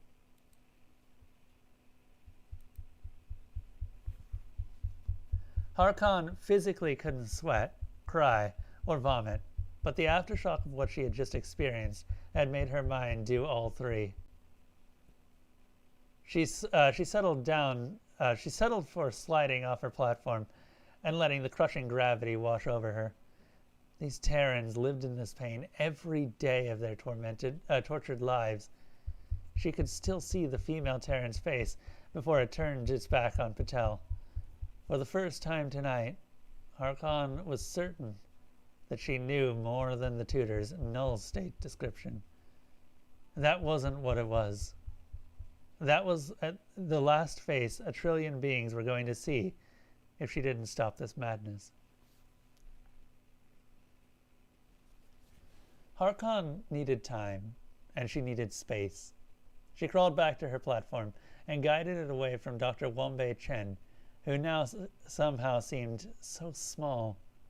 A tiny queen with a tiny brood from a tiny population of creatures who called a single dying planet home. The Terrans that didn't grant her the title of doctor were fools. She was the wisest of them all. The Klaxion had their own trouble, and she had put all their hopes on these creatures, and had put all their hopes on these creatures who had no right to call themselves a war race. It wasn't their fault. They couldn't have known what they had traded for when they had been asked. Each single Terran had far too much at stake to be used as a trial combatant. All the war races in the galaxy were hive species, born ready to die for their brood as long as the queen prospered. These Terrans were born to kill to ensure everything they loved lived. Harkon's entire life had been for war, but she now understood that the galaxy only knew it as a game. These Terrans had to be saved from themselves, or the galaxy was going to burn along with them. Harkon went back to the hatchling's chamber and saw it sleeping, just like its father. Harkon now understood that the fate of an entire brood was in that one hatchling. Bay had taken her here to save the Empire's legions from certain death. Harkon was going to repay her if she had to march her own brood into the Empire's Queen of Queens hives. She left the room and took the tutor off the table with the still sleeping Bay. She covered her with a piece of textile she had found and the tutor had shown her was appropriate. She then downloaded Bay's entire library, including the footage, history, song, and movies. The tutor had no trouble performing its tasks. Harkon felt guilty for taking it, but she was going to need it for her mission. Slightly less noble, perhaps, Slightly less noble, perhaps, but for reasons she didn't understand, she decided to enter the feeding chamber and take 2 remaining cells of royal jelly. By the time she had returned to her shuttle bay, the tutor had summoned her shuttle using Bay's authority and the tutor's total disregard for authorization protocols. The steward Tally didn't dare stop a legate who had the audacity to click her mandibles like a young princess. Epilogue. Less than 4 years after their discovery by the Klaxian League, the Terrans had managed to join and then be removed as a war race, designated species by the Galactic Council.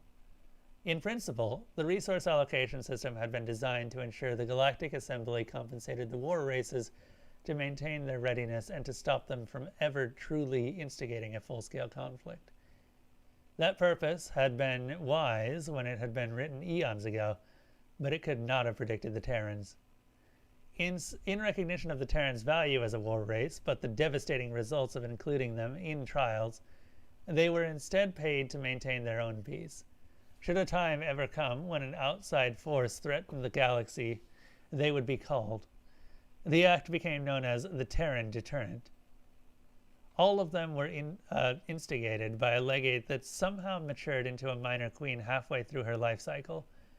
She had unwavering commitment gone so far to instigate a mutiny on a small trial conflict fleet, and took it to the heart of her own empire to demand an audience with her own Queen of Queens.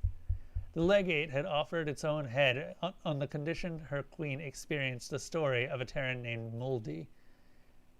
The queen declined her head after bearing witness to the rage of Muldy. She instead petitioned the Galactic Council for the expulsion of the Terrans and their immediate designation as a unique race. An amendment to the war trial system ensured that the Terrans were well compensated to find other ambitions. They slowly spread out from their dying world and happily settled planets deemed inhospitable for the rest of the races. In time, the Terrans would become valued members of the Council, skilled diplomats, traders, artists, and healers, but they would never again play in the war games the rest of the races dabbled. In principle, they would only intervene in the events of an external war or internal civil war, but this has never come to pass.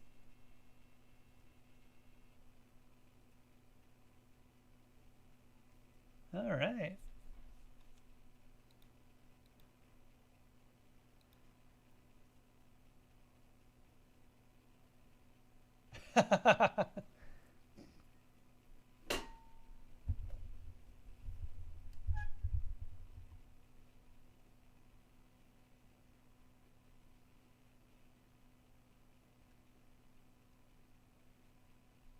That was a good one. There's still definitely some smoothing over of some of the editing, but otherwise it's great. I don't know if the author is actually in chat. I know that they said that they would be watching. But thank you for the opportunity to read this out loud. Apologies for any mistakes I made. This was a bit harder to read than I usually have. But I hope everyone enjoyed this. What's the time? It's 8:41. We can probably do another short one. That took less time than I expected.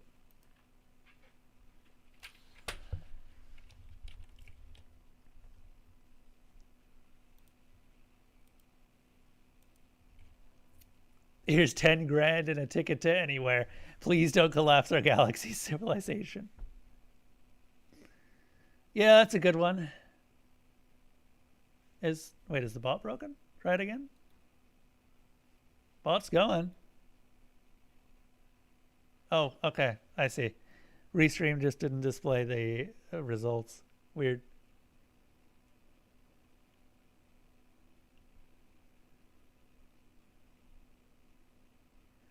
Ooh, Death by Magical Court. Another one.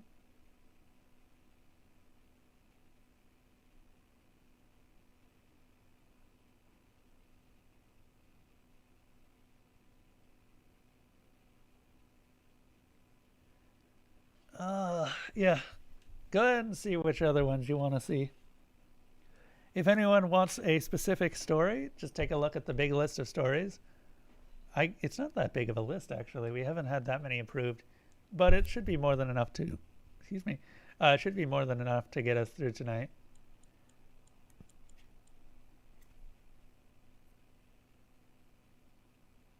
Try to use the select command, which doesn't exist. Yeah. Oh God, mouth's dry. I'll be right back. I'm gonna grab a glass of water. Yeah, 10 parts. That was not as long as I was expecting. Still really good though.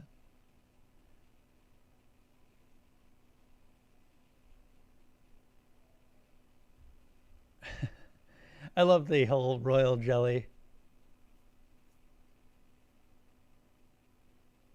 Yeah, 1.7 hours.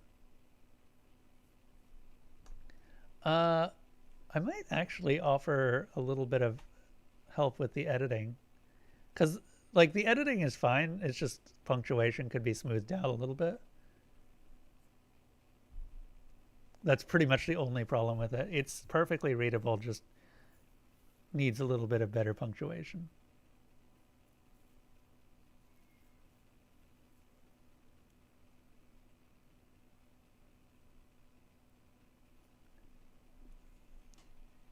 I am going to have to edit the crap out of that when I go back through, though, because I made so many mistakes.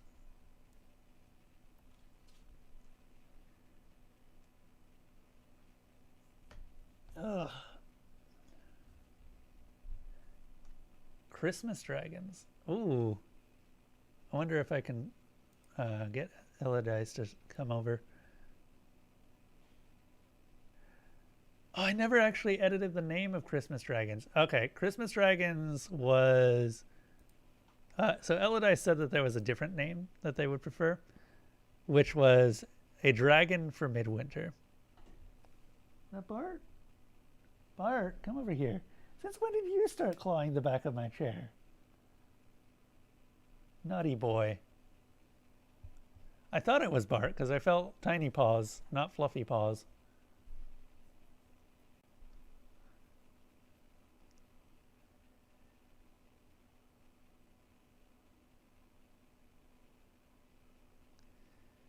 Okay, anyway, I'm going to grab that glass of water and we will be right back.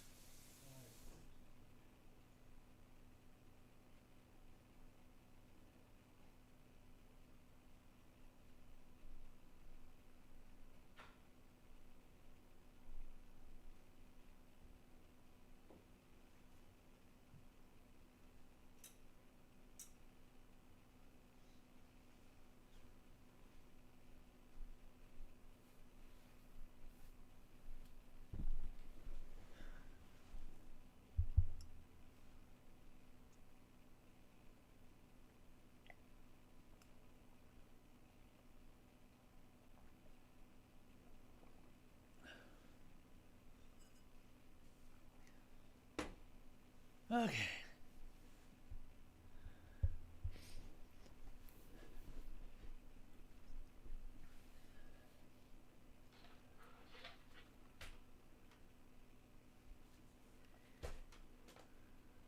Oh, God damn it. All right, let's roll.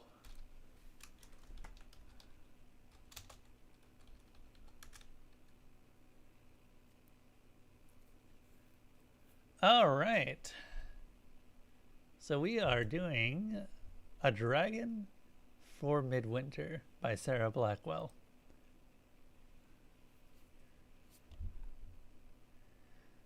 No one knows why they came at midwinter.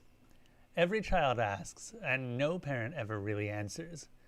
All we know is that on our 10th midwinter, the longest night, we set out a basket. At some time during the night, a dragon will appear. No one ever sees it happen. Plenty of people have tried, but they fall asleep, or look away for a moment, or sneeze. Something always happens. Everyone has a dragon. They're not the big monsters of legend. They start out tiny anywhere between the size of a rat to the size of a puppy, something a child can pick up. As adults, they're anywhere between 3 and 8 feet. They are unmistakably magical creatures. They don't eat much for their size, and they all have some power. Fire, or ice, or wind, or something. I was so excited that midwinter. I was the princess, after all. Surely my dragon would be special. Something exciting, like the sparkling white ice dragons, or the dark gleaming fire dragons, or the colorful crystalline light dragons. It took me a very long time to go to sleep, and when I woke up, I ran to the basket before the fire in my nightgown, but despite the cold. I was so disappointed, I could have cried. No pretty colors, no overt magic. It was an earth dragon. The commonest kind. Not even stone, but plain earth. It was curled up in the basket asleep, mottled in the dozen shades of dull brown. No horns, no wings, nothing. I would have sat down I would have sat right down and cried if I hadn't woken up and looked up. Let me try that again. I would have sat right down and cried if it hadn't woken up and looked at me with big, soft brown eyes. I was still disappointed. What? Do you guys hear that? Oh my god, come over here. Got you. You happy?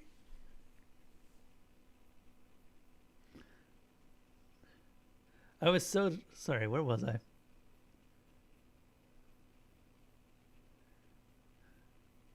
I was still disappointed, but it was very sweet, and it was my dragon. By the time my nurse came in, I was feeding it and cooing over it, just like everyone does. I wasn't the only one who was disappointed. My father had a particularly large and fierce fire, my mother a lovely and delicate leaf, my older brother had ice, and he told me that my dragon was boring because I'm boring. He'd always been spiteful. I loved my dragon, who I named Umber for her color, but for a long time there was a little disappointment mixed into it. She was sweet and affectionate, but not exciting. It wasn't until I was older, in my teens, that I began to see more in her than others did. That she taught me the 3 lessons that made me what I am today. The first was observation. She was never large, a slender little creature like a long lizard, with clever feet and flexible body. She would ride on my shoulders, her hind paws on one shoulder, her front on the other, her long head and bright eyes always beside mine. And she looked everywhere, and I found myself doing the same, following her movements. And I saw things, important things, like a bribe passing between hands, or the flicker of an expression that hinted at a lie or a secret. Little things, too, like a bird's nest, red eyes that showed where tears had been, the first sign of coming rain. It took me time to realize that she was teaching me, that it wasn't just a part of growing up, and longer to realize that I was more observant than anyone else I knew. I couldn't think why people didn't notice things about what happened right in front of them. The second lesson Umber taught me was patience. She was more obvious about that one. When I got restless or didn't pay attention or made an impatient fuss, she would cluck in disapproval or bump my cheek to make me mind. Or, once or twice, even bite me on the ear. Like the lizard she resembled, she was patient as stone. She taught me to be still, to wait for the right moment, until I was so good at it that birds would come and sit on my shoulder while I sewed or read. She taught me to be still, to wait for the right moment, until I was so good at it that birds would come and sit on my shoulder while I sewed or read. And if I chose, I could be so still and quiet that people forgot I was even in the room. It was astonishing how much one could learn bent over an embroidery frame, seeming not to hear. The third I had never been able to sum up in one word, and I cannot explain how she taught it, though it was very distinct to me. Contemplation and logic are both parts of it, as well as intuition and examination. Perhaps the closest word is understanding. I learned that because I had an earth dragon, like so many other people, I seemed more approachable. Down to earth, people say, meaning sensible or practical, and I discovered that an earth dragon, well loved and tended like a secret signal of sense. And I discovered that an earth dragon is there. Let me try that again. And I discovered that an earth dragon, well loved and tended, is like a secret signal of sense. Wherever I went, I found myself welcomed. If I stopped to chat with a peasant, or a shopkeeper, or even a beggar, they would answer. When I sought out the steward, or the cooks in the kitchen, or the master gardener, they answered my questions, seeming to think it very sound good sense that I learned all about their business of keeping a castle. After all, as a princess, I would likely be a queen one day. I made friends, not only of the ladies of court, but of my ladies in waiting and my tutors. I learned to be kind and considerate and practical. I learned how to manage a castle, how to do business, even something about farming and the management of the lands. And all the things I learned from all these people, I turned over in my mind and put together with the pieces of a puzzle. I was 16 when I realized that my father wasn't a very good king. I believe he meant to be, but he was bored by dull things like discussing the crops or maintaining roads or the state of the treasury. Too much was left in the hands of others, and too often he dismissed as unimportant things that were anything but. My mother, dearly though I loved her, had been taught all her life to be pretty and silly and sweet, and was very good at that and nothing else. And my brother was going to be a terrible king. Selfish, spoiled, and unkind, as the fairy tale says of the bad prince. He didn't even have my father's redeeming quality of being an excellent soldier. And though he loved to fight, he lacked the patience and self-discipline he needed. When I was 18, a war began, supposedly because the other kingdom had encroached on our borders, but I had never really believed it. My father and brother liked fighting too well, and sure enough, within months, they were both gone, protecting their kingdom, they claimed, with blade and bow and the blood of the common men they did not value. Their kingdom. Who did they think governed it when they were gone? My dear, silly mother, who cried when confronted with a difficult choice? It wasn't a year before I was ruling the country in all but name. I had spent years teaching my people to respect my sense and judgment. With Umber on my shoulder, I consulted with tax collectors and governors governors of provinces, merchants' guilds, and the noblewomen left behind to manage the estates for husbands and fathers and sons. They came to me with dragons beside them, or on their shoulders, or fluttering around their heads, and saw a princess with an earth anchoring her and trusted me. Those who saw only a girl and a dull dragon who tried to intimidate or trick me soon learned better. Earth is strong and solid and not easily frightened.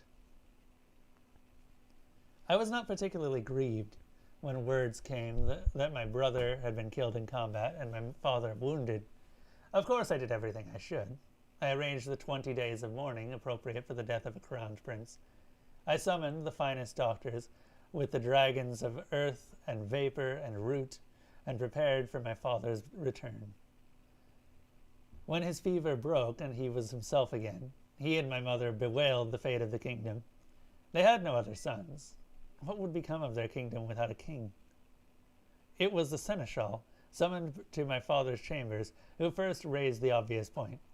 "My king," he said gravely, when my father had finished rambling in the tournaments and quests to find a suitable heir, or about tournaments and quests to find a suitable heir. "You already have an heir, the princess." My father laughed at that. "The princess? How could a maiden, one unmarried, excuse me. God, that just came out of nowhere. My father laughed at that. "The princess? How could a maiden, One unmarried at more than 20 years of age ruled a kingdom. Ruled my kingdom. To my surprise, my mother didn't agree with him. She's very capable, she said slowly. Indeed, my dear, ever since poor Duke Corral fell ill after you left, she's been managing things very well. He snorted. Oh, she manages the castle well enough, I dare say. An old maid must be of some use. But that is not the same as ruling a kingdom. I do not think he remembered I was in the room.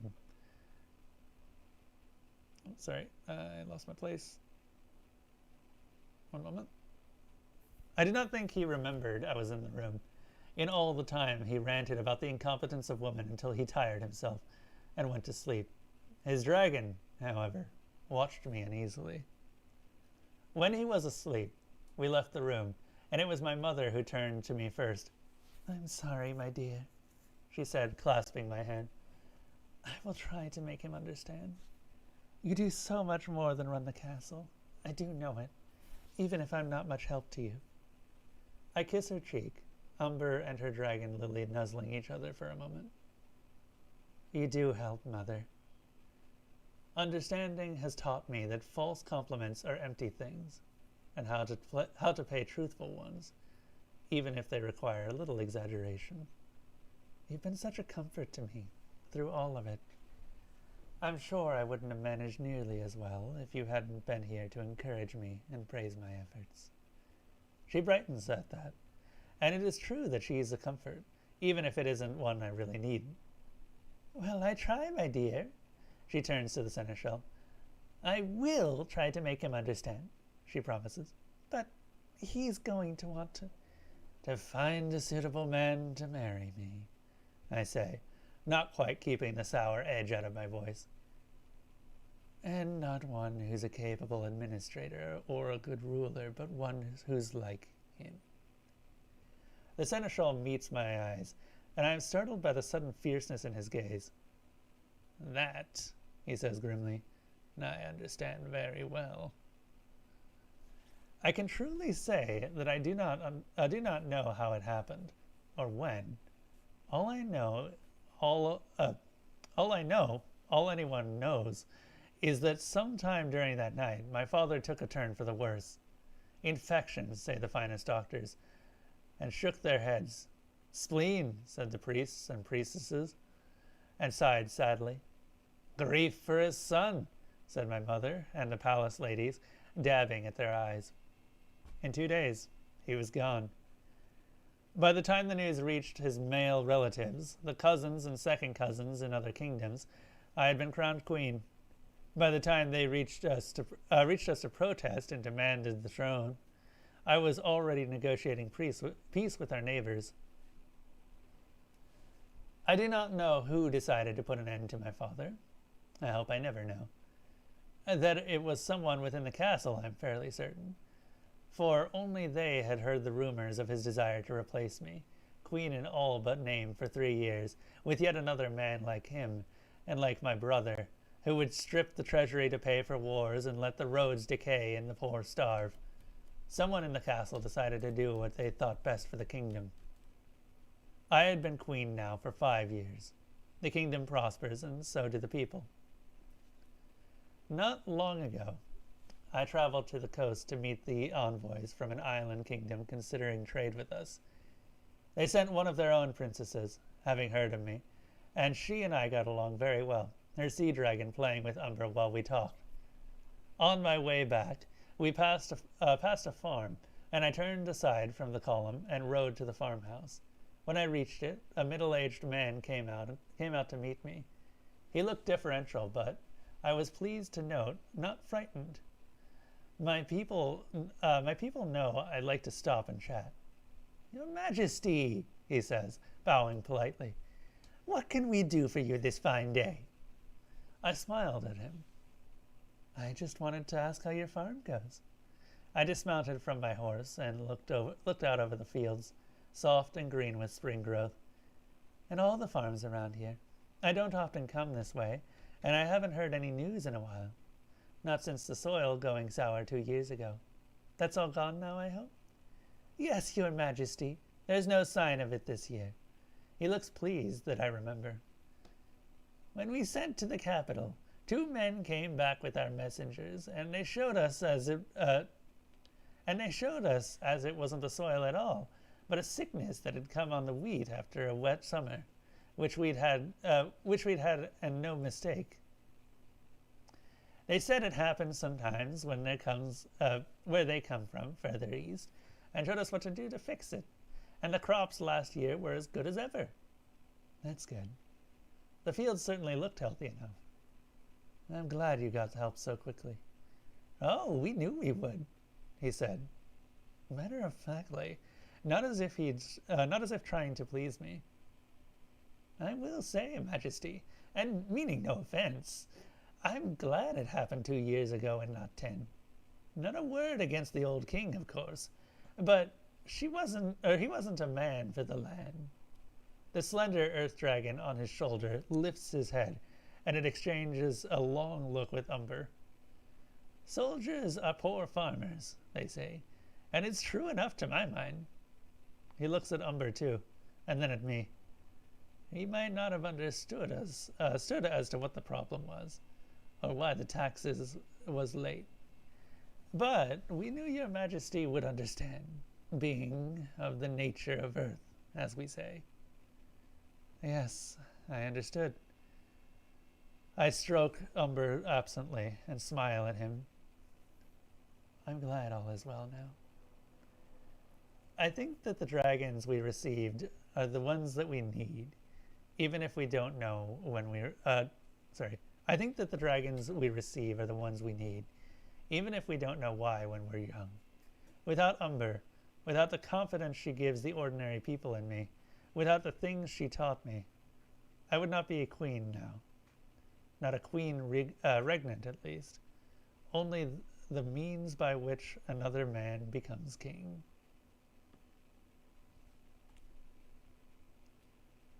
All right, that was... hold up. That was A Dragon for Midwinter. That's a good one. I'd actually like to see more from that. Although, definitely a good place to stop that story. That was by Sarah Blackwell.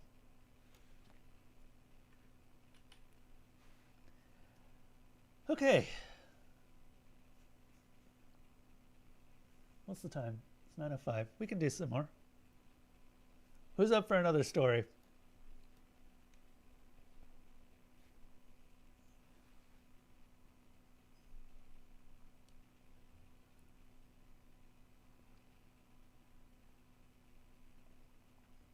All right.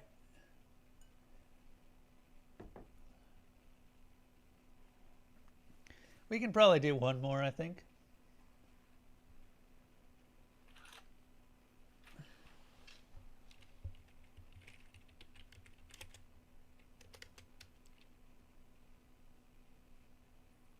Wizard LARP, Death by Magical Court, Blessing.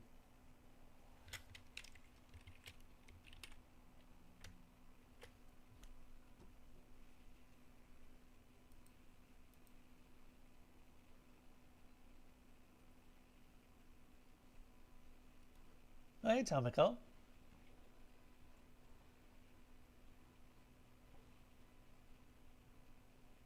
Is that one of yours?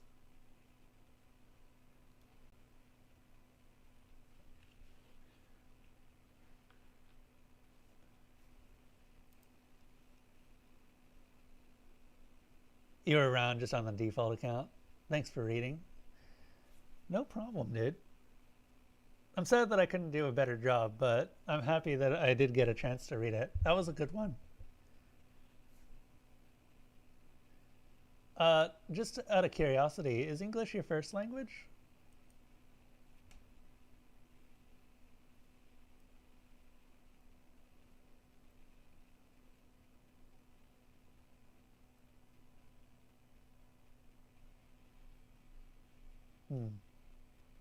I kind of figured as much.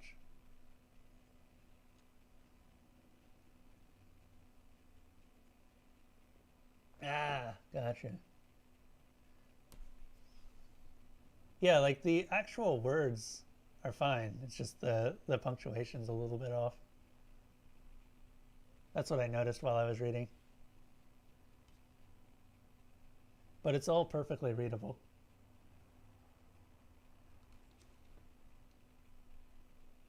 Just out of curiosity, how long is close enough? Okay, it's a short one. But yeah, we can totally do close enough.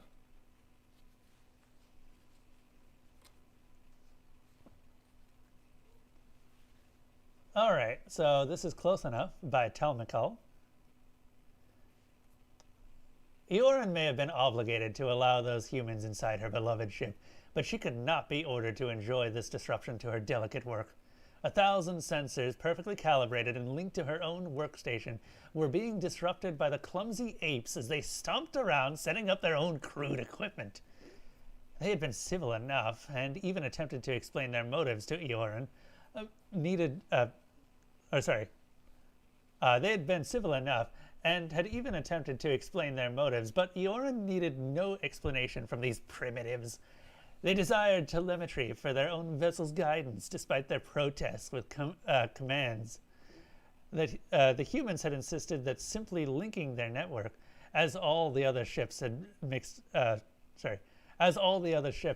mixed fleet did, would not be sufficient for the task.